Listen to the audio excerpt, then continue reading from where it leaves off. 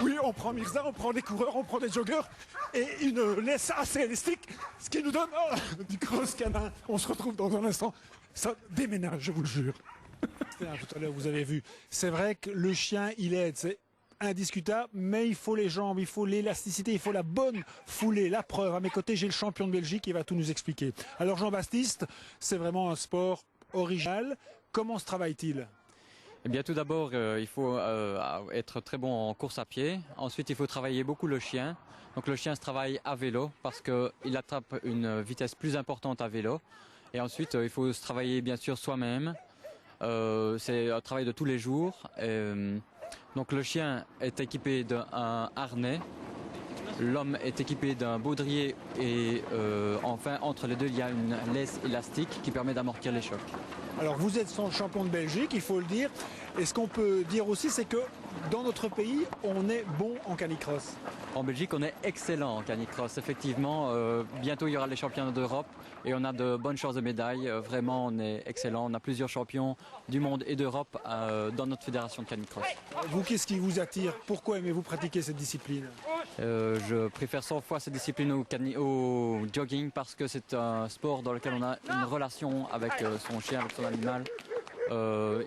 C'est un binôme, le chien ne sait rien faire sans l'homme et l'homme ne sait vraiment rien faire sans le chien surtout. Alors je vais me tourner vers la demoiselle du plateau, Céline.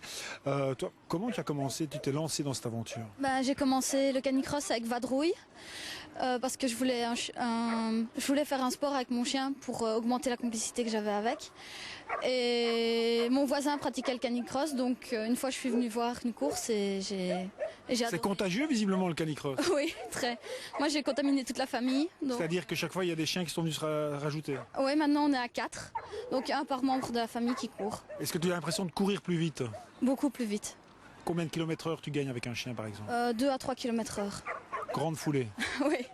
Jean-Pierre n'est pas d'accord. Non, 5 km au moins. Et en vélo, cani-VTT, on peut dire 10 km au moins. Voilà.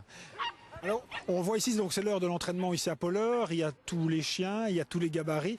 C'est un sport qui se pratique à toute allure. Exact, à toute allure, c'est vrai. Il y a plusieurs niveaux, comme dans toutes les compétitions. Donc il y a les élites, Jean Bas et d'autres. Alors il y a les vieux comme moi, il y a les jeunes qui vont exploser. Et puis il y a des gens qui ont moins de capacité et qui ont quand même beaucoup de bonheur à pratiquer du sport avec le chien. Complicité, bien sûr, voilà. Alors, un petit moment de rendez-vous aussi pour découvrir ce sport. Ce week-end, vous, ici à Polleur, vous organisez une compétition. Voilà, c'est une manche de la Belgium Bento Canicross Cup. C'est dimanche. Si on veut venir, on peut s'inscrire, même sans être membre de la Fédé.